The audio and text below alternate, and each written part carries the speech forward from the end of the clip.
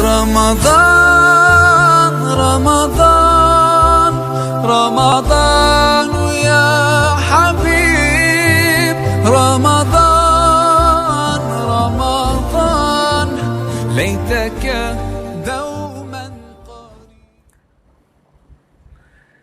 آج کی تراویح میں سورۃ النور پڑھی گئی، سورۃ الفرقان کی تلاوت ہوئی، کچھ حصہ سورۃ الشعراء کا پڑھا گیا.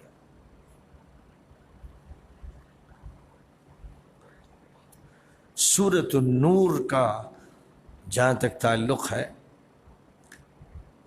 اس کا نام سورۃ النور اس لیے پڑھا ہے کہ اس سورہ میں اللہ نور السماوات والارض کا ذکر فرمایا گیا ہے کہ اللہ آسمان و زمین کا نور ہے. تو اللہ تعالیٰ کی اس صفت سے سورت کا نام اخذ کر لیا گیا اور سورت کا نام سورۃ النور رکھ دیا گیا، جس کا مطلب یہ ہے کہ یہ وہ سورہ ہے جس میں نور کا تذکرہ ہوا ہے، اللہ کے نور کا تذکرہ ہوا ہے، ایمان کے نور کا تذکرہ کیا گیا ہے، مومن کے قلب کے نور کا تذکرہ کیا گیا ہے.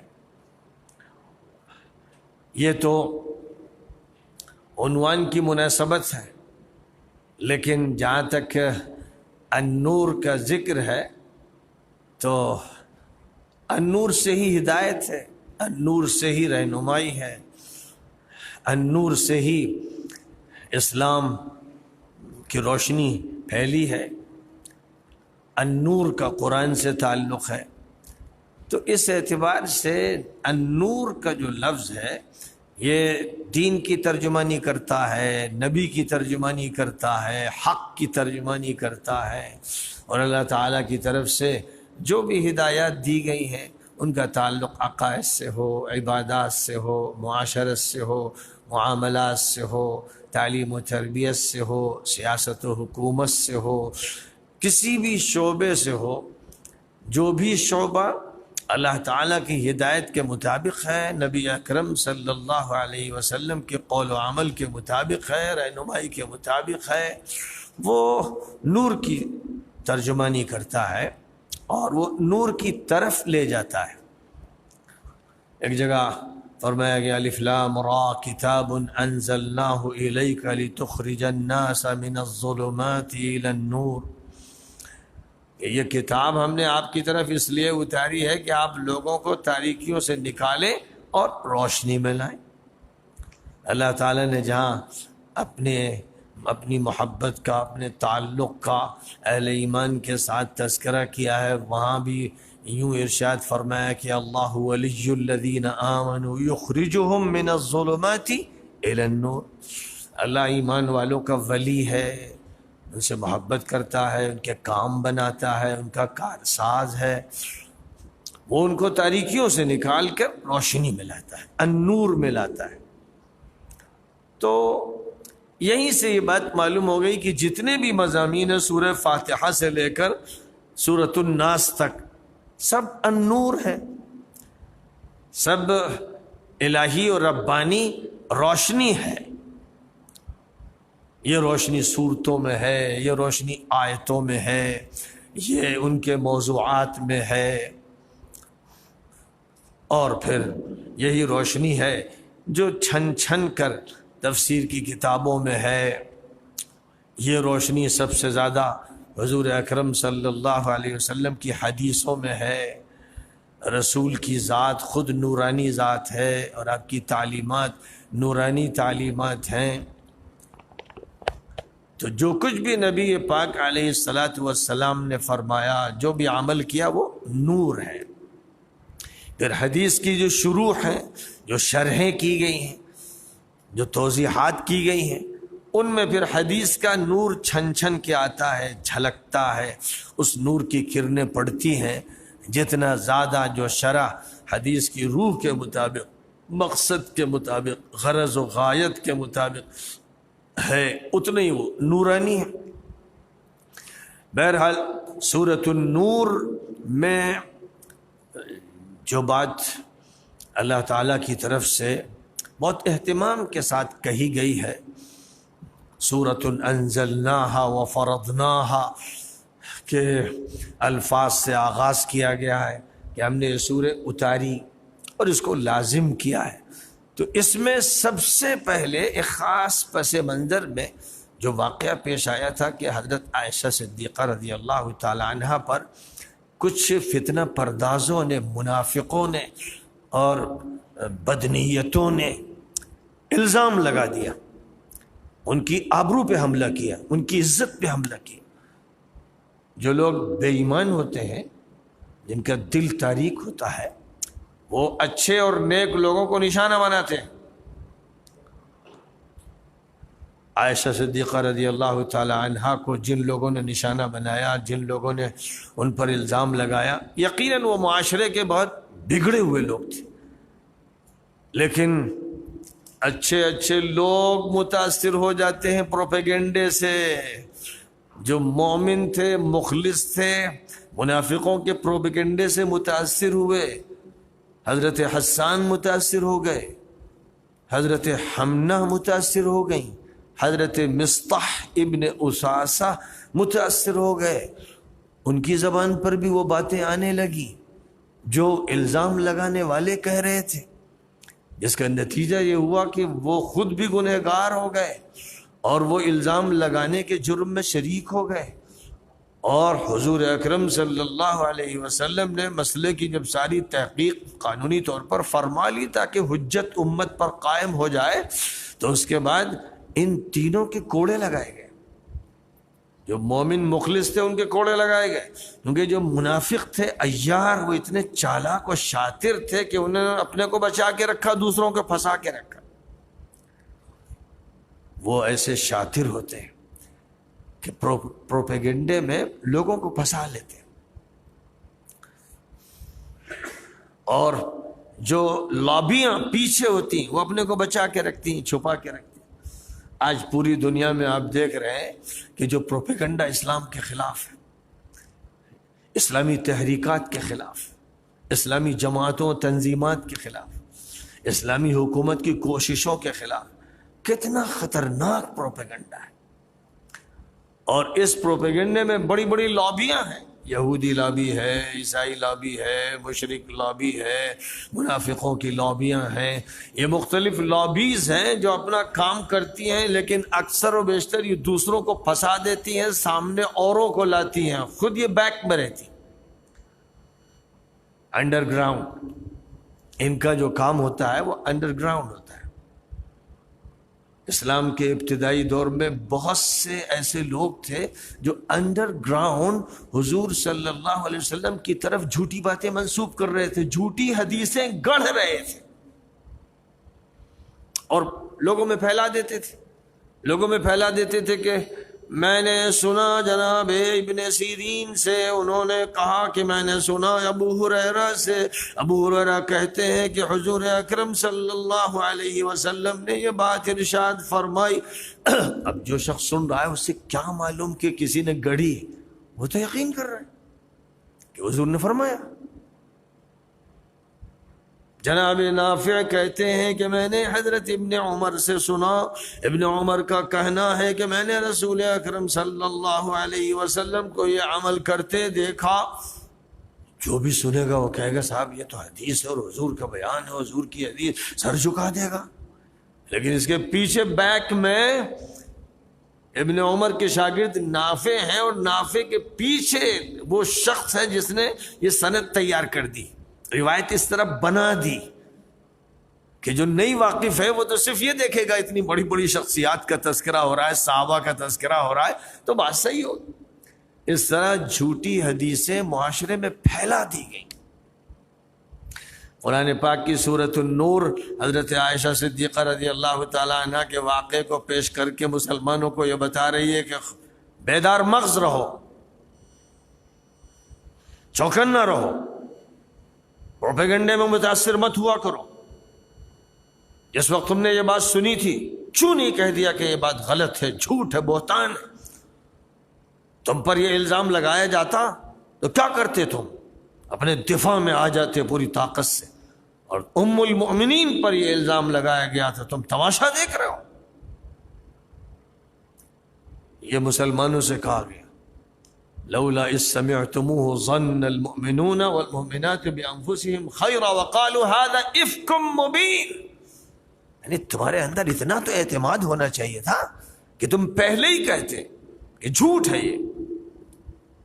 عائشہ صدیقہ اس سے بہت بلند ہے. نبی پاک علیہ الصلوۃ والسلام کی ذات تو نہایت ہی اعلیٰ و ارفع ہے, ان کی شخصیت کو نشانہ بنایا جا رہا ہے. بس گویا اس کے ذریعے سے بتایا جا رہا ہے کہ کبھی بھی آئندہ متاثر مت ہونا ایسے پروپیگنڈسٹ سے. اسی امت میں وہ لوگ ہوں گے جو کہیں گے کہ علی نے عثمان کو قتل کیا, مان لو گے, ان کے خلاف کھڑے ہو جاؤ گے. اسی امت میں وہ لوگ ہوں گے جو حضرت حسن کو زہر دلوائیں گے. اسی امت میں وہ لوگ ہوں گے جو حضرت حسین کے خلاف کہیں گے کہ انہوں نے بغاوت کی. یہ کریں گے یہ مجرم, یہ خبیث, یہ جھوٹے پروپیگنڈے کرنے والے, یہ لابسٹ. تو حضرت عائشہ کا واقعہ سنا کر آئندہ کے لیے امت کو تیار کر دیا گیا کہ چوکن نہ رہنا اور اس طرح کی باتوں میں مت آنا, دھوکہ مت کھانا. بڑے بڑے دھوکہ دیں گے, داڑھی والے دیں گے, جبے والے دیں گے, امامے والے دیں گے, بلکہ اکثر و بیشتر شیطان انہی سے کہلواتا ہے تاکہ لوگ متاثر ہوں کہ حضرت نے کہا, پیر نے کہا, بزرگ نے کہا, شیخ نے کہا. جیسے حدیث گڑھنے والوں نے صحابہ کو راوی بنا کر پیش کیا, صحابی کہہ رہے, بس ابو دین ہو گیا. یعنی دیکھنا ہے کہ کس طرح سے بات مڑی گئی, گڑھی گئی, چڑھائی گئی. اس کو چیک کرنے کی صلاحیت عوام جیسے جانوروں میں تو ہوتی نہیں. العوام کالانعام کہا جاتا ہے. اکثر جاہل ہوتے ہیں, بے وقوف ہوتے ہیں, چوپاؤں اور جانوروں کی طرح ہوتے ہیں, پڑھتے لکھتے نہیں, اور جو پڑھتا لکھتا بھی ہے وہ بھی الٹا سوچتا ہے اور پروپیگنڈے سے متاثر ہو جاتا ہے. تو مسئلہ صرف یہ نہیں ہے کہ حضرت عائشہ صدیقہ کے سارے بارے میں یہ بات. قرآن نے اس موقع پر مسلمانوں کو سورۃ النور میں یہ بات تلقین فرمائی ہے کہ کبھی جھوٹے پروپیگنڈے سے متاثر مت ہونا. آج جھوٹا پروپیگنڈا کیا جا رہا ہے کہ الاخوان المسلمون دہشت گرد ہیں. پروپیگنڈا کیا جا رہا ہے کہ اتحاد العلماء المسلمین دہشت گرد تنظیم ہے. پروپیگنڈا کیا جا رہا ہے حماس کی تنظیم جو بیت المقدس کے تحفظ میں لگی ہے اور اسرائیل سے ٹکر لے لی, دہشت گرد ہے. کون یہ پروپیگنڈا کر رہا ہے؟ حرم کی چادر اوڑھے ہوئے, کعبے کا غلاف اوڑھے ہوئے بڑے بڑے وہ ملا جن کی نسبت حرمین سے ہے, ان میں خادم الحرمین بھی اور ان کا بیٹا بھی, اور اس کے ارد گرد حاشیے اور دربار کے ملا بھی, مفتی بھی, اور ان سے متاثر و مفاد پرس اور حکام پرس مولانا بھی. یہ سب ہیں اسی پروپیگنڈے میں, سب شامل ہیں. سورۃ النور کہہ رہی ہے, ان سب سے کہہ رہی ہے, اے بے وقوفوں, اے دھوکہ کھانے والوں, اے متاثر ہونے والوں, اے ان جھوٹوں کے پروپیگنڈے کو قبول کرنے والوں, تمہیں شرم نہیں آتی؟ تمہیں شرم نہیں آتی؟ لولا اذ سمعتموه ظن المؤمنون والمؤمنات بانفسهم خیرا وقالوا هذا افک مبین. آج بھی وہی مسئلہ ہے. پہلے ہی نمبر پہ کہنا چاہیے جھوٹے ہیں, وہ مکار ہیں, وہ دھوکے باز ہیں, وہ دہشت گرد ہیں جو علماء کو, جو صلحاء کو, جو اہل ایمان کو, جو مجاہدین کو دہشت گرد کہہ رہے ہیں, ان پر الزام لگا رہے ہیں. یہ الزامات خود ان پر آ رہے ہیں, ان مکاروں پر, جھوٹوں پر, شیطانوں پر. یہ ہے سبق سورۃ النور کا. عام طور پر تفسیر میں یہ سبق پڑھاتے نہیں لوگ. سورہ کا ترجمہ کر دیا, طبری نے یہ لکھا ہے, ابن کثیر نے یہ لکھا ہے, رازی نے یہ لکھا ہے, یہ نکتہ ہے, یہ نحو ہے, یہ صرف ہے, یہ بلاغت ہے, یہ چنی ہے اور چنا. یہی مولویوں کے پاس مسالہ ہے, یہی ان کا پلاؤ, یہی بریانی, یہی متنجن, یہی قورمہ. اسی کھانے پینے میں وقت گزر رہا ہے. نتیجہ اس کا یہ ہے کہ قرآن کی ہدایت پہنچ ہی نہیں رہی ہے, قرآن کا انقلاب جا ہی نہیں رہا ہے, قرآن باطل کو توڑ پا ہی نہیں رہا ہے. قرآن کو ایسا کر دیا, قرآن کہتا تھا کہ جاء الحق وزهق الباطل، حق آیا باطل مٹا. قرآن تو یہ کہہ رہا ہے. کیا بات ہے، قرآن ہے، باطل کیوں نہیں مٹتا؟ اس کی تفسیر صحیح نہیں ہو رہی، اس کی ترجمانی صحیح نہیں ہو رہی. روایتی انداز، افسانوی انداز، ادھر ادھر کے نقطے، ادھر ادھر کی تفصیلات جن کے ذریعے انقلاب برپا نہ ہو سکے، وہ ہو رہا ہے. مدارس میں جو کچھ پڑھایا جا رہا ہے، روایتی انداز کی تفسیر پڑھائی جا رہی ہے، روایتی انداز کی حدیث کی شرح کرائی جا رہی ہے. انقلاب مقصد ہی نہیں ہے، مقصد ہی نہیں ہے. باطل سے معرکہ آرائی مقصد ہی نہیں ہے. اس لیے یہ سب نتائج. قرآن کیا کہتا ہے؟ بل نقذف بالحق على الباطل فيدمغه فإذا هو زاهق وَلَكُمُ الْوَيْلُ مِمَّا تَصِفُونَ. ہم حق کی چوٹ باطل کے سر پہ مار کے اس کا بھیجا پھاڑ دیتے ہیں اور اس کی موت ہو جاتی ہے. اور تم جو بکواس کرتے ہو، اے جھوٹے بات بنانے والوں، تمہاری انہی باتوں میں تمہاری تباہی چھپی ہوئی ہے. قرآن ان کو ڈانٹ رہا ہے جنہوں نے قرآن پاک کو افسانہ بنا دیا اور کہانی بنا دیا، قصہ بنا دیا ہے. الجھا رہے ہیں اور بس نقطوں میں پھنسائے ہوئے ہیں لوگوں کو. جو طلبہ سن رہے ہیں درجے میں، ان کے دماغوں میں یہ نہیں ہے کہ باطل سے مقابلہ کرنا ہے، ان کے دماغوں میں یہ ہے کہ بس حضرت کے نقطے سمجھ کر امتحان میں ویسے ہی لکھ دینا ہے تاکہ نمبر اچھے آئیں. یہ ہے حاصل. ظاہر ہے کہ جب یہ ہوگا تو پھر قرآن پاک جس مقصد کو لے کر آیا ہے وہ مقصد تاکہ نسیاں پر رکھ دیا جائے گا. اس لیے سورۃ النور کی جب میں بات کر رہا ہوں اور حضرت عائشہ صدیقہ رضی اللہ تعالیٰ عنہ پر جو الزام لگایا گیا، اس الزام پر خدا جیسا غضبناک ہے. اور سن لیجئے، کلیجہ تھام کے سن لیجئے، نبی پاک علیہ الصلاۃ والسلام سے اللہ تعالیٰ کہہ رہا ہے ان الذین جاءوا بالافک عصبۃ منکم، جنہوں نے یہ جھوٹ گھڑا ہے، جنہوں نے یہ الزام لگایا ہے، تم میں سے ہیں وہ لوگ، تم میں سے ہیں. یہودی نہیں ہے، عیسائی نہیں ہے، تم اے مسلمانوں، حضور کے ساتھیوں، ساتھ بیٹھنے والوں، مسجد میں ساتھ کھانا کھانے والوں، اور حضور کو خوب سلام کرنے والوں اور القاب سے ذکر کرنے والوں تم ہو. اور واقعہ ہے، یہ واقعہ ہے. تو ظاہر ہے کہ جب قرآن یہ کہہ رہا ہے کہ تم میں سے ہیں، تو جن کو ہم جانتے ہیں کہ بھئی حضور کے ساتھ تھے، اور ان کا جو سردار تھا عبداللہ بن ابی، جس کے بارے میں حضرت عمر نے ایک موقع پر یہ کہا تھا کہ حضور اجازت دیجئے اس کی گردن اڑا دوں. تو حضور نے فرمایا تھا کہ بھئی ہے تو نا وہ ہمارے صحابہ میں شمار ہوتا ہے. لوگ کہیں گے ان محمدن یقتل اصحابہ، لوگ یہ کہیں گے کہ محمد تو اپنے صحابہ کو قتل کر رہے ہیں. اس لیے آپ نے کہا چھوڑ دو، جانے دو، اپنے اپنے کردار کے اعتبار سے معاملہ ہوگا، معاملہ اللہ کے یہاں ہوگا. دنیا میں معاملہ تو ہوگا نہیں سب کا، یہاں تو کسی پر حد نافذ کرنی ہوگی. ایسا جرم کسی نے کیا ہوگا جس کی وجہ سے حد نافذ کی جائے، وہ کی جائے گی. چوری کی ہوگی کسی نے، ہاتھ کاٹا جائے گا. بدکاری کی ہوگی، زنا کر لیا ہوگا، سنسار کیا جائے گا. اور اگر وہ شادی شدہ نہیں، کوڑے لگائے جائیں گے. اگر اس نے جھوٹی گواہی دی، کوڑے لگائے جائیں گے. وہ کوئی بھی ہو. اور کیا گیا تو معلوم یہ ہوا کہ انسانی کردار اصل ہے. جیسا کردار ویسا معاملہ، قانون کے اعتبار سے ویسا ہی معاملہ، نتیجے کے اعتبار سے ویسا ہی معاملہ. دنیا میں اس دائرے میں معاملہ، عقبہ میں معاملہ اللہ کے حوالے. یہ سارے حقائق سورۃ النور میں بیان کیے جا رہے ہیں، اور بھی آگے بہت سی تفصیلات اسی سلسلے کی ہیں. تو ہمیں یہ سب سبق بھی لینے ہیں سورۃ النور سے.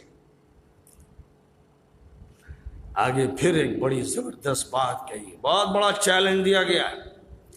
کہ یہ سب پروپیگنڈے کیوں ہوتے ہیں، زبان پر یہ باتیں کیوں آتی، معاشرے میں یہ سب اس سے کیوں چلتے ہیں، ایسی شخصیتوں کو نشانہ کیوں بنایا جاتا ہے، کیا وجہ؟ وجہ یہ ہے کہ بہت سے معاشرے میں ایسے لوگ ہوتے ہیں جو خود عیاش ہوتے ہیں، بدماش ہوتے ہیں، بدقماش ہوتے ہیں۔ یہی عبداللہ بن ابی، اس کے چکلے چلتے تھے، یہ اپنی باندیوں سے طوائفوں کا کام لیتا تھا، یہ مجرم، اور حضور کے ساتھ مسجد میں نماز بھی پڑھتا تھا۔ اسی سورے میں کہا گیا کہ اپنی باندیوں کو تم مجبور کرتے ہو کہ وہ طوائف کا کام کرے، شرم نہیں تمہیں، حیا نہیں؟ سخت نکیر فرمائی گئی۔ انہیں تو اللہ اگر جبر ان پر کیا جا رہا ہے معاف کر دے گا ان لڑکیوں کو، لیکن جو ان کا مالک ہی حرکت کر رہا ہے اس کو سخت ترین سزا ملے گی۔ ان الذين يحبون ان تشيع الفاحشة في الذين آمنوا لهم عذاب أليم في الدنيا والآخرة۔ جو لوگ یہ چاہتے ہیں کہ فحاشی پھیلے، فلمیں چلیں، اوریانیت چلے، اور ایکٹر تیار ہوں، ایکٹریس تیار ہوں، آرٹ اور کلچر کو یہ رخ دیا جائے، پابندیاں ختم کی جائیں، فرائیڈ کے نظریے پر عمل کروایا جائے، جنس کو اصل حیثیت دی جائے، اسی نگاہ سے مرد اور عورت کو دیکھا جائے، مرد کو فل پینٹ پہننے دیا جائے، عورت کو ننگا رکھا جائے، جاڑے کا زمانہ ہو تو وہ اپنے پیروں کو نہ ڈھکے، سینوں کو نہ ڈھکے، مرد صاحب ڈھکے رہیں۔ ظاہر ہے کہ اس میں نہ مساوات ہے، نہ عدل ہے، نہ انصاف ہے، نہ حق کی ادائیگی ہے، سوائے بدماشی کے اور شیطنت کے۔ کیا ہے یہ ہے یورپین کلچر، یہ ہے یورپین کلچر۔ میں نے دیکھا، برطانیہ میں دیکھا، واشنگٹن میں دیکھا، نیو یارک میں دیکھا، برلن میں دیکھا، پیرس میں دیکھا، اللہ کے فضل سے دنیا کے ان ملکوں میں جانا ہوا تو میں نے وہاں تقریروں میں بھی کہا کہ کتنے پاگل ہیں، کتنے بدماش ہیں، کیسا خطرناک گروہ ہے، کہ سخت ترین جاڑا ہے کہ ہم نہایت ہی گرم کپڑے شیروانی استعمال کر رہے ہیں، اور یہ خود بھی کوٹ پتلون میں ہیں، لیکن عورتوں کی پنڈلیاں نہیں، گھٹنے کے اوپر سے رانے بھی ننگی ہیں اور سینے ننگے۔ یہ جبر ہے معاشرے کا کہ وہ مجبور ہوتے ہوتے انہوں نے اس کے ساتھ ایڈجسٹمنٹ کر لیا کہ اب ایسے ہی رہنا ہے۔ ان کے پاس جسم نہیں ہے، ان کو سردی نہیں لگ رہی ہے، ان کے ساتھ یہ زیادتی کیوں ہو رہی ہے؟ اسکول میں بچے آ رہے ہیں، یونیفارم بچوں کا ہے، پینٹ ہے، شرٹ ہے، لیکن لڑکیوں کے لیے ضروری ہے کہ وہ ایسی فراق پہنے جس کے بعد نیچے ان کی ٹانگیں ننگی ہوں۔ یہ کون سے بدماش، مجرم، خبیث پرنسپل ہیں، مینیجر ہیں، اسکول چلانے والے شیطان اور ابلیس ہیں جنہوں نے صرف لڑکیوں کو ننگا کیا ہے؟ تو یونیفارم کہہ رہے ہیں، اسے یونیفارم کہہ رہے ہیں، اور عوام گدھے بھینس وہ اسے قبول کر رہے ہیں۔ اپنی باعزت لڑکی کو وہ آدھا ننگا کر کے بھیج رہے ہیں کیونکہ اسکول جانا ہے۔ انگلش میڈیم اسکول میں پڑھاتا ہوں، صبح سے تیاری کر کے اس کو فراق پہنا کر اس کی ٹانگیں ننگی رکھنی کیونکہ اسکول کا یونیفارم ہے۔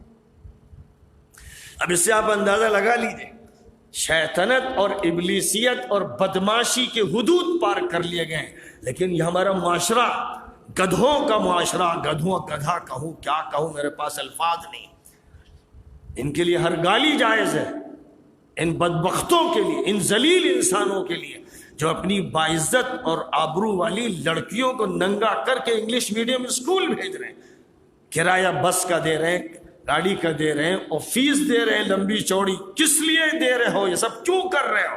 تاکہ تمہاری لڑکی بے عزت ہو جائے، بے آبرو ہو جائے، اس کو ہراس کیا جائے، بری نگاہوں سے دیکھا جائے، اور وہ آگے بڑھ کر پھر اس قابل بنے کہ کسی آفس میں بیٹھے وہاں اس کو ہراس کیا جائے، بڑے بڑے اسکینڈل ہوں۔ آج کل سب جانتے ہیں کہ اسکینڈل میں منسٹر بھی پھنسے ہوئے ہیں اور بابا بھی پھنسے ہوئے ہیں، اور اخبارات کی خبروں کی زینت بنے ہوئے ہیں۔ اس کے پیچھے کون سے مجرم لوگ ہیں؟ اس کے خلاف زبردست بغاوت ہونی چاہیے. لیکن غیرت ہو تو یہ ہو جب غیرتی ختم ہو جاتی ہے. اور قرآن کہتا ہے ان الذین یحبون ان تشیع الفاحشہ.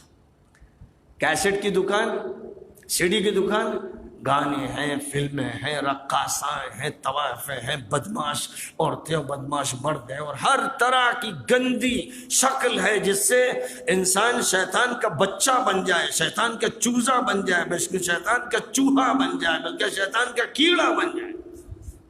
اس کی تیاری ہو رہی، فلمی دنیا میں اس کی تیاری ہو رہی. لیکن آج کل اسی کا شور ہے. فلمی دنیا میں جو ایکٹر یا ایکٹریس ہے وہی ہیرو ہے، وہی ماڈل ہے، وہی آئیڈیل ہے. لاکھوں نوجوان اس کے دیوانے ہیں، اسی کو دیکھتے ہیں، اسی کو سنتے ہیں، موبائل میں اسی کے فوٹو رکھتے ہیں، پھر اپنے گھر میں اسی کے ڈیزائن اختیار کرتے ہیں. لوگوں کو بتانا چاہیے کہ یہ شیطان ہے، یہ مجرم ہے، یہ خبیث لوگ ہیں جنہوں نے تمہارے گھروں پہ ڈاکے ڈال دیے، تمہاری آبرو پر، تمہاری حیا پر، تمہارے دین پر. انہی تمام چیزوں کے علاج کے لیے سورۃ النور نازل کی گئی تھی. اس میں احکام دیے گئے کہ کسی خیر کے گھر نہ جاؤ، جاؤ تو اجازت لے کے جاؤ، ادھر ادھر نگاہیں مت ڈالو، دروازے سے کے کنارے کھڑے ہو، پہلے اجازت لے لو. جب تمہیں گھر بلایا جائے تو پھر اپنی نگاہ کی حفاظت کے ساتھ جاؤ. بازاروں میں نکلو، گلیوں میں نکلو، نگاہ نیچی رکھو، غیر محرم پر نگاہ نہ ڈالو. عورتوں کو حکم دیا گیا کہ وہ نگاہیں نیچی رکھیں. شرم و حیا کا ماحول ہو، ادب کا ماحول ہو، تہذیب کا ماحول ہو، اعتماد کا ماحول ہو. ہر عورت کی عزت محفوظ رہے، ہر بہن محفوظ رہے، ہر بہو محفوظ رہے. کسی کو ہراس نہ کیا جائے، کسی کے آبرو پر ڈاکہ نہ ڈالا جائے، مجرم لوگ نہ ہو، گھور گھور کے دیکھنے والے اور عزت لوٹنے والے گندے ناپاک سور راستوں میں کھڑے ہوئے نہ ہوں. اس کو کیا کہتے ہیں؟ یہ تو پرانے دور کے قوانین ہیں اور جناب بہت ریجڈنس ہے، اور یہ تو بڑی سختی ہے اور یہ تشدد ہے. ہمارے لوگ بھی متاثر ہوتے ہیں، مرعوب ہو جاتے ہیں اور سوچتے ہیں کیا جواب دیں. ارے کیا جواب دو گے تم کتوں کو، سوروں کو، گندوں کو، ناپاکوں کو؟ یہ جواب کے لیے بات نہیں کر رہے ہیں، یہ جواب کے لیے نہیں کر رہے ہیں، یہ کر ہی اسی لیے رہے ہیں کہ تہذیب نہ چل سکے، اخلاق نہ چل سکے. یہ ڈاروین کو، فرائڈ کو ماننے والے شیطان ہیں. سورۃ النور یہ کہتی ہے اجنبی مرد اور اجنبی عورت کو خلوت اختیار نہیں کرنا چاہیے. مردوں کو محتاط رہنا چاہیے، عورتوں کو محتاط رہنا چاہیے. دونوں کے اندر اللہ تعالیٰ نے جو طبعی جذبات رکھے ہیں، سیکسول جذبات رکھے ہیں، اور وہ بے قابو ہوتے ہیں. اس لیے احتیاط ضروری ہے کہ ایسی نوبت ہی نہ آئے. جس طرح تم بیکٹیریا سے بچتے ہو، گناہ سے بچتے ہو، برائی سے بچتے ہو، پرہیز کرتے ہو تاکہ بیماری بڑھ نہ جائے، بیماری ہو نہ جائے، ویسے یہاں حیا کی حفاظت کرو، شرم کی حفاظت کرو تاکہ معاشرے میں اعتبار رہے، اعتماد رہے. کوئی عورت باہر نکلے تو اسے ڈر نہ لگے کہ لوٹنے کھسوٹنے والے چور اور ڈکیت راستوں پہ کھڑے ہوئے ہیں. گھر میں کوئی شخص آئے تو یہ شک نہ ہو کہ یہ ادھر ادھر دیکھے گا، جھانکے گا، تاکے گا، کسی پر نگاہ ڈالے گا، کس کوٹھے پر چڑھ کر کہیں دیکھے گا. اور اب تو اس کی ضرورت ہی نہیں رہ گئی. اب تو بس ٹی وی سیٹ گھر میں ہونا ہے، چھوٹا سا جھوپڑا ہے تو بھی ٹی وی سیٹ لگا ہوا ہے. اور کون سی بدماشی، کون سی خباثت، کون سی نجاست، کون سی گندگی، کون سی بدبختی ہے جو اس میں نہ ہو. اگر کسی نے شیطان کو نہیں دیکھا، بیچارہ حج میں جاتا ہے تو ایک کھمبا جو ہے اس کھمبے کو سمجھتا ہے یہ شیطان ہے، اس پر جو ہے کنکری تو مارتا ہی ہے. بہت سے لوگ جوش میں چپل مارنے لگتے ہیں. ان سے کہا جائے کہ یہ چپلیں اور کنکریاں ٹی وی کو مارو، یہ تمہارے گھر میں سجا ہوا ہے، اس میں شیطان آتا ہے، ناچتا ہے تو تم خوش ہوتے ہو، بہت مزے سے ٹی وی دیکھتے ہو. اور یہاں کیا جب تم کنکری مار کے मिना आते हो और फिर वहां से मक्के आते हो, तो जिस होटल में रहते हो उसके टीवी को खोलते हो तो वही शैतान जिसको तुमने कंकर मारा था वो आता है तुम्हें इंजेक्शन देने के लिए, फिर खुशी से इंजेक्शन लेते हो। शैतान तुम्हें इंजेक्शन जहर के देता है और तुम खुशी से उसी शैतान से जिस पर कंकरी मार के आए हज की रस्म के तौर पर तुम उससे जहरीले इंजेक्शन होटल में लेते हो। ये हाजी साहब करते हैं। तमाशा है, तमाशा, एक खिलवाड़ हो रहा है। सोचने की सलाहियतें खत्म हो गई, मौलवी की जबानें बंद हो गई। वहां जहां उसे बोलना था वहां वो खामोश रहता है। ऐसी जगह बोलता है जहां बोलने की जरूरत नहीं, या वो बात कहता है जो सब कहते ही रहते हैं, दोहराता रहता है, जुगाली करता रहता है। बात वो कहो जो नहीं कही जा रही, उनसे कहो जो मानने को तैयार नहीं है, उनसे कहो कि मानना पड़ेगा तुम्हें। तो अल्लाह मियां ने फरमा दिया, इन्नल्लज़ीना युहिब्बूना अन तशिअल फाहिशतु फिल्लज़ीना आमनू लहुम अज़ाबुन अलीमुन फिद दुनिया वल आखिरा। जो लोग इसमें लगे हुए हैं कि फहाशी फैला रहे हैं, गाने और नाच और रक्स सुरूद और फिल्में जो ये कर रहे हैं, इसमें लगे हुए हैं, फरमाया कि दुनिया में उन्हें दर्दनाक सजा दी जाएगी, फिर आखिरत में दी जाएगी। वहाँ की सजा तो बहुत खतरनाक और संगीन होगी, लेकिन दुनिया में भी ये लोग छोड़े नहीं जाएंगे। ये बड़ी खतरनाक बात है, जिसमें दुनिया में भी अजाब का तज़किरा फरमाया गया कि जो लोग भी ये जुर्म कर रहे हैं, माशरे में ये बुराइयां फैला रहे हैं, उनको अल्लाह पकड़ेगा। इसीलिए आगे चलकर हिदायत दी गई हैं कि किसी घर में बग़ैर इजाज़त के दाखिल नहीं होना है। जहाँ कोई नहीं रह रहा है वहाँ आप दाखिल हो सकते हैं, अगर वो आपका है या जिसका है उसने इजाज़त दे रखी, चाबी दे दी आपको कि मेरा वो मकान है और ख़ाली है, आप वहाँ रह सकते हैं, तो उस शक्ल में रह सकते हैं। निगाहें नीची रखने का हुक्म है मर्दों को भी और औरतों को भी। जब वो बाहर निकले और औरतें अपने घर में हो तो घर का जो माहौल होता है उस माहौल के मुताबिक उनको महरमों के बीच में इस तरह रहना है कि जो बुनियादी हया और शर्म का लिबास है वो इस्तेमाल करें। वहाँ पर्दा उन पर नहीं है, लेकिन जितना सत्र ज़रूरी करार दे दिया गया है कि जिस्म के जो हिस्से घर में काम काज में खुले रहते हैं, गर्दन खुली रहती है, सर खुल जाता है, हाथ खुल जाते हैं, पैर खुल जाते हैं, इनको हर वक्त ढकने की घर में महरमों के बीच में ज़रूरत नहीं है। इस्लाम सख्ती करने नहीं आया, तंगी के लिए नहीं आया कि घर में भी बुर्के की बू कोई बनी बैठी हो। वहाँ उसको रुख़्सत दी गई है, घर है। बाहर निकले अजनबी लोगों के बीच में तब उसको हुक्म है कि वो पर्दा करे। और हिजाब का हुक्म अलग है, सत्र का हुक्म अलग है। सत्र का यानी जिस्म को ढकने का, हया का लिबास जो पहनना है, इसका हुक्म सूरत नूर में आया है। और हिजाब का हुक्म यानी सर को भी ढकना है और चेहरे पर भी निकाब की शक्ल रहनी चाहिए, इतना कि रास्ता नजर आए लेकिन चेहरे का भी पर्दा किया जाए। ये बात सूरतुल अहज़ाब में फरमाई। या अय्युहन नबी कुल लिअज़वाजिका व बनातिका व निसाइल मुअमिनीना युदनीना अलैहिन्ना मिन जलाबीबिहिन्ना। ए नबी आप कह दीजिए, अपनी बीवियों से कह दीजिए, अपनी बेटियों से कह दीजिए, मुसलमान ख़वातीन से कह दीजिए कि वो घूंघट डाल दिया करें। उस ज़माने में ये बुर्का वर्का तो होता नहीं था, ये तो धीरे धीरे चीज़ें ज़रा और आसान शक्ल में बना ली गई। ढीली डाली चादर है, अब चादर ढील डाली ओढ़ ली गई और चादर के जो ऊपर का हिस्सा है जिससे सर ढका हुआ है ज़रा उसको झुका दिया गया ताकि एक घूंघट की शक्ल हो जाए, चेहरे का भी पर्दा हो, हया और शर्म का इजहार। ये आसान शक्ल थी। बाद में अपनी आसानी के लिए बुर्क़े तैयार कर लिए गए। तो एक तरफ तो जनाब इस तरह के अहकामात दिए गए हैं और जो माजूर लोग होते हैं उनके बारे में ये बात फरमाई गई है कि नाबीना हैं, बेचारे अपाहिज हैं, ऐसी कोई माजूरी है कि अब काम काज नहीं कर सकते हैं, तो उन्हें इजाज़त दी गई है कि जो करीब तरीन रिश्तेदार हैं उनके यहाँ वो खाना खा सकते हैं। इसमें हिजाब महसूस न करें, ان لوگوں کو بھی معلوم ہونا چاہیے کہ ایسے جو رشتہ دار بھی ہیں، تعلق والے ہیں، ان کی کفالت کریں، ان کی ضروریات پوری کریں، بھیک نہ مانگنے پہ مجبور ہوئے۔ بھیک سے بچانے کے لیے معاشرے میں یہ انتظام کیا گیا ہے کہ جو قریب کے رشتہ دار ہو وہاں ان کے کھانے کا انتظام رہے، وہ اپنے یہاں اگر چاہیں تو چچا کے یہاں کھا لے، ماموں کے یہاں کھا لے، خالہ کے یہاں کھا لے، یعنی یہ سب گھر ان کے ایسے ہیں جیسے اپنا گھر۔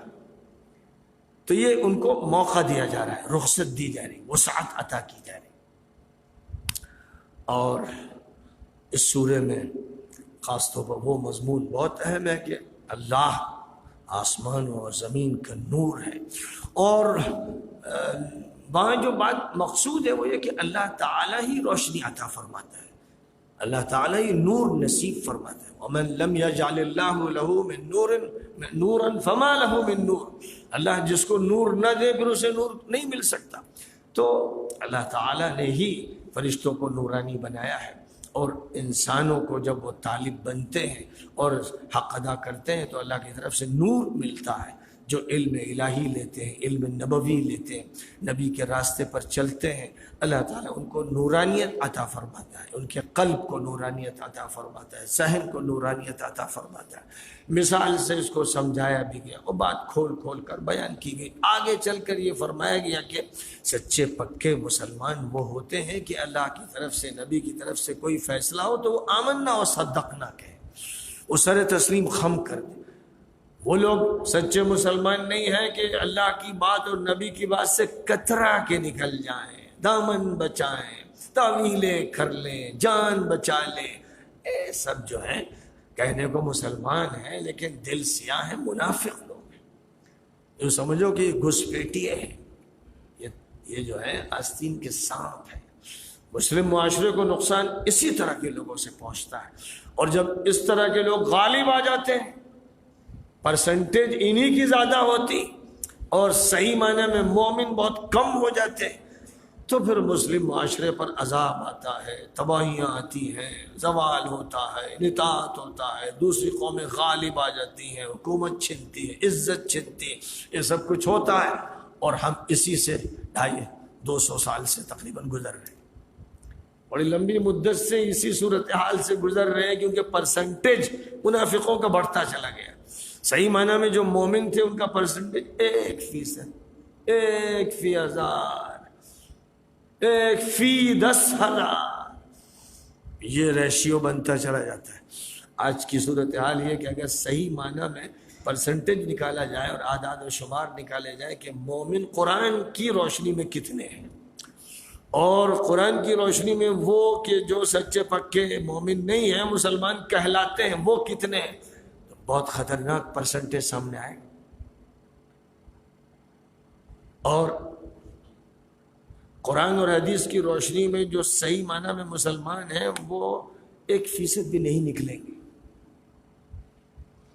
تو جب آپ 1% بھی نہیں ہیں اور آپ پر غلبہ ہے دوسرے لوگوں کا، اس کی موٹی سی بات مثال یہ ہے کہ آپ یہ دیکھیے کہ آپ کے محلے میں کتنے لوگ، مثلا آپ نے اندازہ لگایا کہ 2000 لوگ، اب دیکھیے کہ مسجد میں کتنے، 5 وقتہ نماز پڑھنے والے کتنے، 3 مسجدیں ہیں مثلا، کسی میں 1 صف ہوتی، کسی میں 1.5 صف ہوتی، کہیں 15 لوگ، کہیں 25 لوگ، اور کہیں کچھ کم کہیں بیش، تو اس کا اب آپ پرسنٹیج نکالیے کتنے لوگ مسجد میں حاضر ہیں۔ 5 وقتہ نماز جو پڑھ رہے ہیں یہ ہیں جو یہ مسلمان ہیں، جو نہیں پڑھ رہے ہیں ان کے بارے میں علماء کا یہ کہنا ہے کہ وہ کافر ہیں، اور بعض علماء کہتے ہیں کہ بھئی وہ اعتقادی کافر تو نہیں ہیں لیکن عملاً کافر ہیں، اگر ان کی گردن نہیں ماری جائے گی تو کم از کم یہ تو سمجھا جائے گا کہ وہ مسلم معاشرے کے اصل جز نہیں ہے۔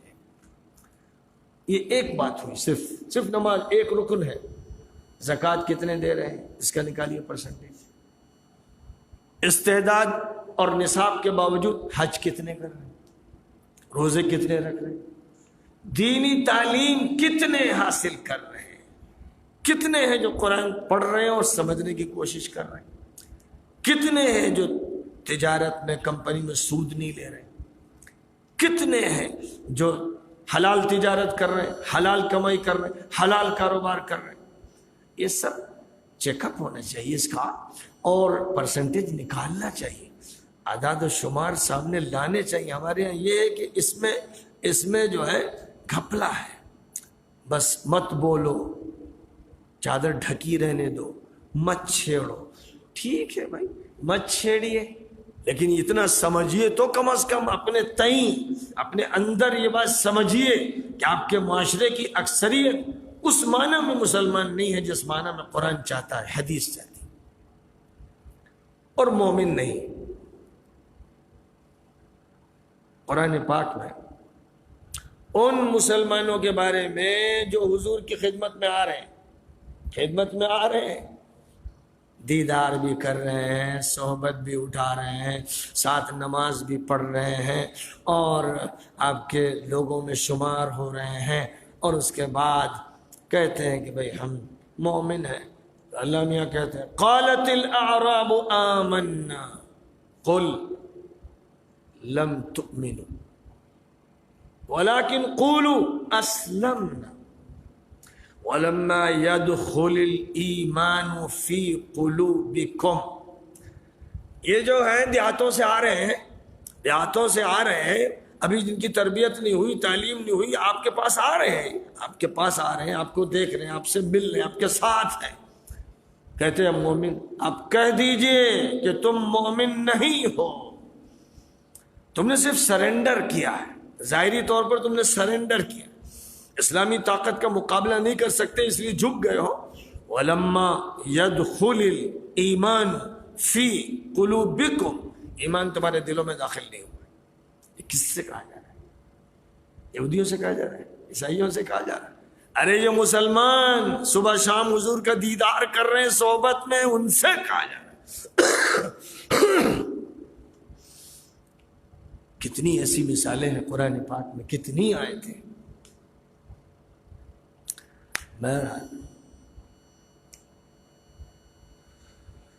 تو سورۃ النور کے ذریعے سے ہم کو چاہیے کہ ہم اپنے معاشرے کو سمجھیں، اور سورۃ النور کی روشنی میں معاشرے کو منظم کریں. رشتے کیسے ہوں، پڑوس کیسا ہو، سوسائٹی کیسی ہو، تعلقات کیسے ہوں، ان سب باتوں کو قرآن پاک کی روشنی میں اور سورۃ النور کی روشنی میں طے کریں، منظم کریں. اب اس کے بعد جو سورہ ہے اس کا نام ہے الفرقان. یہ نام اس لیے رکھا گیا کہ اس سورہ کے شروع میں فرمایا گیا تبارک الذی نزل الفرقان علی عبدہ لیکون للعالمین نذیرا. وہ بڑی بابرکت ذات ہے جس نے اپنے بندے پر الفرقان اس لیے اتارا تاکہ امریکہ سے آسٹریلیا تک اور ساؤتھ افریقہ سے کاکیشیا اور ماسکو تک اور سائبیریا تک اور منگولیا تک وہ حق کی بات کہہ دیں، پہنچوا دیں. جہاں پہنچا سکتے ہیں وہاں براہ راست، اور جہاں خود نہیں پہنچا سکتے وہاں بالواسطہ. نذیر للعالمین، اس کے لیے اتارا گیا. آپ نے پھر وہی حرکت کی کہ جو قرآن العالمین کے لیے اتارا گیا تھا آپ نے کہا وہ للمسلمین ہے. پھر آپ کو چین نہیں ہوا تو آپ نے کہا کہ یہ جو ہے یہ قرآن یہ للدیوبندیین ہے. دوسروں نے کہا للبریلویین ہے، کسی نے کہا للمقلدین ہے، کسی نے کہا لغیر المقلدین. اچھا سب کے لیے ہے، لیکن وہ سمجھ نہیں رہے ہیں، وہ غلط معنی بیان کر رہے ہیں، وہ تحریف کر رہے ہیں. چلیے یہی الزامات صحیح.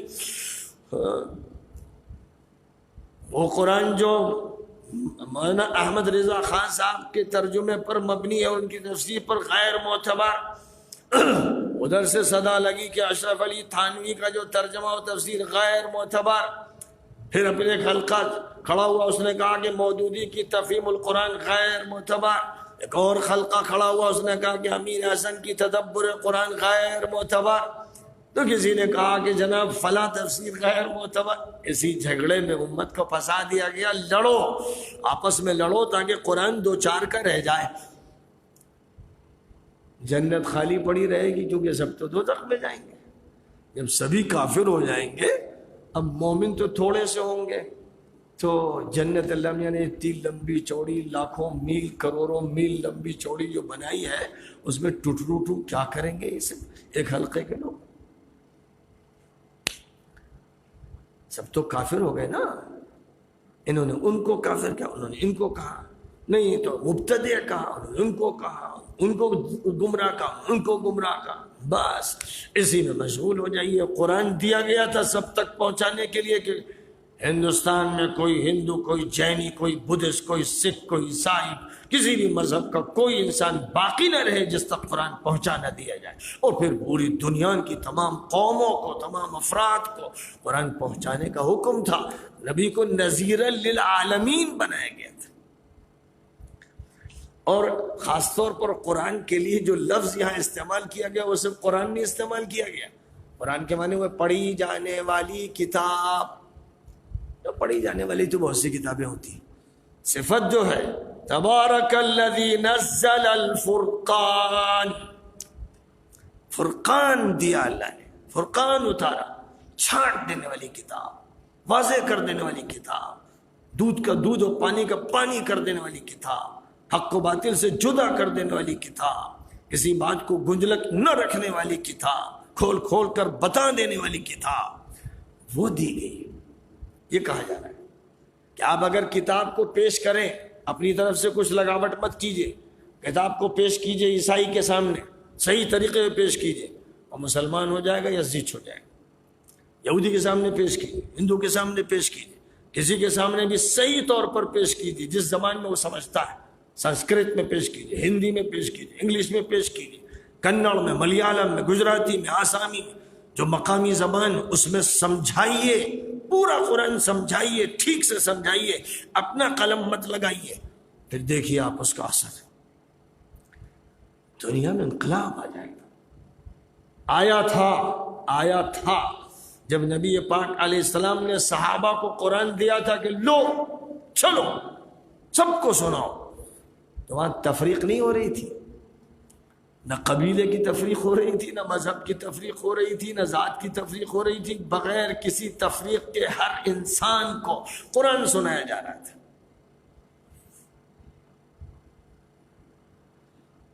شہر رمضان الذی انزل فیہ القرآن ھدی للناس. رمضان کا جہاں تذکرہ فرمایا گیا اور رمضان کے روزوں کا تذکرہ فرمایا گیا, سورہ بقرہ میں ان آیات کریمہ میں بھی یہی بات ارشاد فرمائی گئی کہ رمضان کے مہینے میں قرآن اتارا ہی اس لیے گیا ہے کہ یہ گائیڈ بک ہیومینٹی کے لیے ہو, پوری ہیومینٹی کے لیے, پوری مینکائنڈ کے لیے یہ گائیڈ بک ہے. یہ مسلمانوں کی صرف مقدس کتاب نہیں ہے. آپ نے اس کو اپنی مقدس کتاب بنا لیا, تراویح میں سن لیا, ماشاءاللہ حق ادا ہو گیا, اور رمضان بھر میں جو عمل ہوا اس کے بعد سال بھر کا حق ادا ہو گیا. یہ رسمیں اختیار کر رکھی گئی ہیں. کہیں 6 دن میں قرآن ختم ہو گیا, کہیں 10 دن میں ہو گیا, چھٹی, اب چھٹی بھی ہو گئی.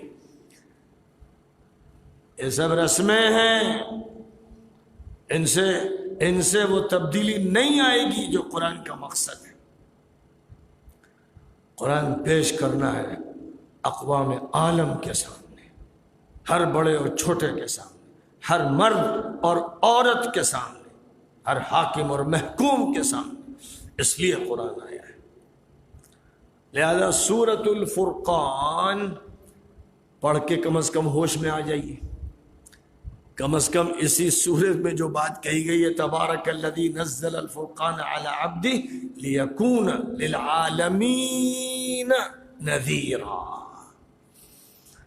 پیغمبر پر جو اعتراضات کیے جاتے ہیں, جو شبہات پیدا کیے جاتے ہیں, جو جھوٹا پروپیگنڈا کیا جاتا ہے, اللہ کی کتاب کو نشانہ بنایا جاتا رہا, اس میں باتیں کی گئی, می میخ نکالنے کی کوشش کی گئی, اس سب کو بیان کیا گیا ہے سورہ میں. ان باتوں کو خاص طور پر چھیڑا گیا ہے, اور یہ فرمایا گیا ہے کہ جو لوگ قرآن سے دور رہیں گے, جو لوگ نبی کی بات نہیں مانیں گے, انہیں قیامت میں صرف انگلیاں چبانی پڑیں گی, افسوس کرنا پڑے گا, رونا پڑے گا, خون کی آنسو. یوم یعض الظالم علی یدیہ یقول یا لیتنی اتخذت مع الرسول سبیلا. اس دن یاد کرو جب دونوں ہاتھ چبا رہا ہوگا آدمی غم میں، وہ کہے گا کاش کہ میں نے رسول کے ساتھ راستہ اختیار کیا ہوتا۔ رسول کیا کہیں گے؟ یا رب ان قوم اتخذوا هذا القرآن مہجورا، اے میرے رب میری اس قوم نے قرآن چھوڑ دیا تھا۔ اللہ کی عدالت میں نبی شکایت کریں گے ان لوگوں کی جو قرآن چھوڑ کے بیٹھے ہوئے ہیں، ناول پڑھ رہے ہیں، اخبار پڑھ رہے ہیں، ٹی وی دیکھ رہے ہیں، سب کچھ کر رہے ہیں، سب چیز کے لیے وقت ہے، ان محروموں بدبختوں کے لیے قرآن کے لیے ان کے پاس وقت نہیں۔ کتنے محروم، کیسے بدبخت، کیسے دھتکارے ہوئے، ابلیس کے بندے اور شیطان کے چیلے ہیں کہ جو کتاب ان کی ہدایت کے لیے تھی اس کو کنارے رکھا اور صبح شام ٹی وی دیکھ رہے ہیں، صرف اخبار پڑھ رہے ہیں، صرف موبائل دیکھ رہے ہیں۔ ان کو کہنا پڑے گا کاش کہ ہم نے قرآن پڑھا ہوتا، کاش کہ ہم نبی کے ساتھ ہوتے، کاش کہ ہم نے دوسروں کو دوست نہ بنایا ہوتا۔ یا ویلتا لیتنی لم اتخذ فلانا خلیلا، ہائے افسوس، ہائے میری بدبختی، ہائے میری کم بختی، میں نے فلاں کو اپنا دوست بنایا، اسی نے مجھے گمراہ کر دیا۔ میں اس کے ساتھ رہتا تھا، وہ مجھے اس چائے میں اور کافی میں اور فلم میں اور تماشوں میں مشغول رکھتا تھا، اور میں اسی کے دام میں پھنسا رہا، تو مجھے اچھا ساتھی نہیں ملا، مجھے نبی پاک علیہ السلام کے راستے پر چلنے کا موقع ہی نہیں مل سکا۔ اب سوائے افسوس کے کیا ہے؟ اب تو دنیا میں واپسی ہوگی نہیں، توبہ کا موقع ختم، تو کتنی افسوسناک صورتحال۔ اس لیے اللہ تعالیٰ نے یہ سب بیان کرنے کے بعد آخر میں، سورے کے آخر میں جو اللہ کے محبوب بندے، پسندیدہ بندے، اچھے بندے، ان کا پورا مرقع پیش کر دیا۔ وعباد الرحمن الذين يمشون على الارض هونا واذا خاطبهم الجاهلون قالوا سلاما والذين يبيتون لربهم سجدا وقياما۔ ان آیات کے اخیر تک ایسا مرقع پیش کیا گیا ہے کہ جیسے نگاہوں کے سامنے منظر کھینچ دیا گیا ہو، بلکہ تصویر دکھا دی گئی۔ رحمان کے بندے چلتے ہیں تو نظر آتا ہے کہ اللہ کے بندے ہیں، ان میں تواضع ہے، ان میں فروتنی ہے، یہ اللہ کا تصور رکھتے ہیں، دھیان رکھتے ہیں، مراقبہ رکھتے ہیں، راتوں کو نمازیں پڑھتے ہیں، دن میں لوگوں کے ساتھ اچھے معاملات کرتے ہیں، ان کے اندر اعتدال، ان کے اندر توازن ہے، ان میں میان روی ہے، یہ کسی پر زیادتی نہیں کرتے، یہ کسی پر ہاتھ نہیں اٹھاتے، یہ بدکاریاں نہیں کرتے، یہ سچ بولتے ہیں، یہ جھوٹ سے بچتے ہیں، یہ جھوٹی گواہی دے نہیں سکتے، یہ قرآن سنتے ہیں اور قرآن سے اثر لیتے ہیں، عبرت پذیر ہوتے ہیں۔ ایسا ایک پورا مرقع ان کا ایسا کھینچ دیا گیا ہے کہ مسلمانوں کو چاہیے کہ ان آیتوں کو لکھ کر اور ان کے ترجمہ لکھ کر گھر میں لٹکائیں، آویزہ کریں، نگاہیں پڑی رہیں کہ اللہ کے محبوب بندے کون ہیں۔ اس کو جاننے کے لیے اس کی ضرورت نہیں ہے کہ آپ کسی شیخ کے پاس جائیں اور کسی اور سے پوچھیں، آپ اللہ سے پوچھئے براہ راست، اور اللہ بتا رہا ہے قرآن میں براہ راست، کوئی ضرورت نہیں میڈیشن کی، کسی واسطے کی اور راستے کی۔ قرآن جن چیزوں کو صاف بتا رہا ہے، کم از کم ان کو تو گھر میں آویزہ کر لیجئے، وہ تو نگاہوں کے سامنے رہیں۔ ہر بوڑھا پڑھے، ہر عورت پڑھے، ہر بچہ پڑھے، اس زبان میں لکھا ہے، گھر پہ بڑے بڑے بورڈ لگے ہوئے ہوں اور بڑے بڑے فریم لگے ہوئے ہوں جن میں یہ مرقع ہوں، ان کو آدمی دیکھتا رہے کہ اللہ کے محبوب کون ہے، مبعوث کون ہے۔ یہ عمل کرنا چاہیے۔ اگر لوگ خود نہیں کر پاتے ہیں تو ہمارے اہل علم کو یہ کام کرنا چاہیے اور اس طرح کے چارٹ تیار کر کے دینا چاہیے۔ اس سے پہلے بھی میں کہہ چکا ہوں ایک مقام پر کہ اس طرح کی چیزوں کو تیار کرنا چاہیے، کمپیوٹر پہ تیار کیجئے اور لوگوں تک پہنچوائیے اور میسج کی شکل میں بھیجیے اور اس کو کاغذ پر نکال کر اور چھپوا کر بھی لوگوں میں تقسیم کیجیے۔ اس طرح کے کام کرنے چاہیے قرآن کے مضامین کے تعارف کے لیے اور امت کے شعور کو بیدار کرنے کے لیے اور پھر پوری انسانیت کی ہدایت اور رہنمائی کے لیے۔ وآخر دعوانا الحمدللہ۔ اللهم لك الحمد كما ينبغي لجلال وجهك وعظيم سلطانك. اللهم صل على سيدنا مولانا محمد النبي الأمي وعلى آله وأصحابه وأزواجه وذرياته وآل بيته أجمعين. ربنا آتنا في الدنيا حسنة وفي الآخرة حسنة وقنا عذاب النار. ربنا اغفر لنا ذنوبنا وإسرافنا في أمرنا وثبت أقدامنا وانصرنا على القوم الكافرين. اللهم اهدنا الصراط المستقيم صراط الذين أنعمت عليهم غير المغضوب عليهم ولا الضالين. اللهم اهدنا لأحسن الأخلاق لا يهدي لأحسنها إلا أنت واصرف عنا سيئها لا يصرف عنا سيئها إلا أنت. اللهم زينا بالعلم والحلم والحكمة والبصيرة والفراسة يا أكرم الأكرمين ويا أرحم الراحمين. اے اللہ ہم سب کو اپنے فضل و کرم سے اپنے کلام پاک کا ذوق عطا فرما، اس کا شوق عطا فرما، اس کی تلاوت عطا فرما، اس پر تدبر عطا فرما. اے اللہ سورۃ النور کا نور ہمارے قلب و جگر میں، ذہن میں، روح میں اور نفس میں اتار دے. اے اللہ ہمارے جسم کے ریشے ریشے میں نور داخل فرما. اے اللہ ہم ظلمت سے، تاریکیوں سے پناہ مانگتے ہیں. اے اللہ ہمیں تمام طرح کی تاریکیوں سے محفوظ فرما. اے اللہ اپنے فضل و کرم سے ہمیں روح کی نورانیت عطا فرما، قلب کی نورانیت عطا فرما، ذہن کی نورانیت عطا فرما. صراط مستقیم پر پوری روشنی کے ساتھ، پوری بصیرت کے ساتھ چلنے کی توفیق عطا فرما. اے اللہ ہمیں فرقان کے معنی سمجھنے کی توفیق عطا فرما اور نذیرا للعالمین کی حقیقت کا ادراک کرنے کی توفیق عطا فرما. اے اللہ اس قرآن پاک کا ڈنکا بجانے کا موقع عنایت فرما، توفیق عطا فرما، عمل عطا فرما. اے اللہ اس قرآن پاک کو پوری دنیا کے انسانوں کے سامنے پہنچانے کے لیے جو وسائل و ذرائع استعمال ہو سکتے ہوں ان کو استعمال کرنے کی توفیق عطا فرما. اے اللہ اپنے فضل و کرم سے ایسے افراد عطا فرما کہ جو دنیا کی تمام زبانوں میں، دنیا کے تمام انسانوں تک تیرے کلام پاک کے نور کو پہنچا دیں اور ان کو تاریکیوں سے نکال کر جہنم کے راستے سے ہٹا کر بچا کر جنت کے راستے پہ ڈال سکیں. اے اللہ اہل ایمان کو اس کا موقع عنایت فرما، اہل اسلام کو اس کا موقع عنایت فرما اور ایسے کام کرنے والوں کو اخلاص عطا فرما، ایسے کام کرنے والوں کے عمل کو قبول فرما. اے اللہ ان کو برکتوں سے مالا مال فرما.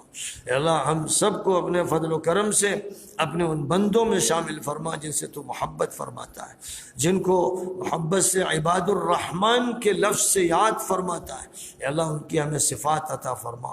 اے اللہ ان کی خصوصیات عطا فرما، ان کی عبادات عطا فرما، ان کے اخلاق عطا فرما، ان کے زبان کی صداقت عطا فرما، ان کے دل کی شجاعت عطا فرما، ان کے اقدام کی قوت عطا فرما. اے اللہ اپنے محبوب بندوں کے راستے پر چلنے کی توفیق عطا فرما. ربنا تقبل منا انك انت السميع العليم وتب علينا انك انت التواب الرحيم. وصلى الله تعالى وسلم على خير خلقه محمد وآله وصحبه. رمضان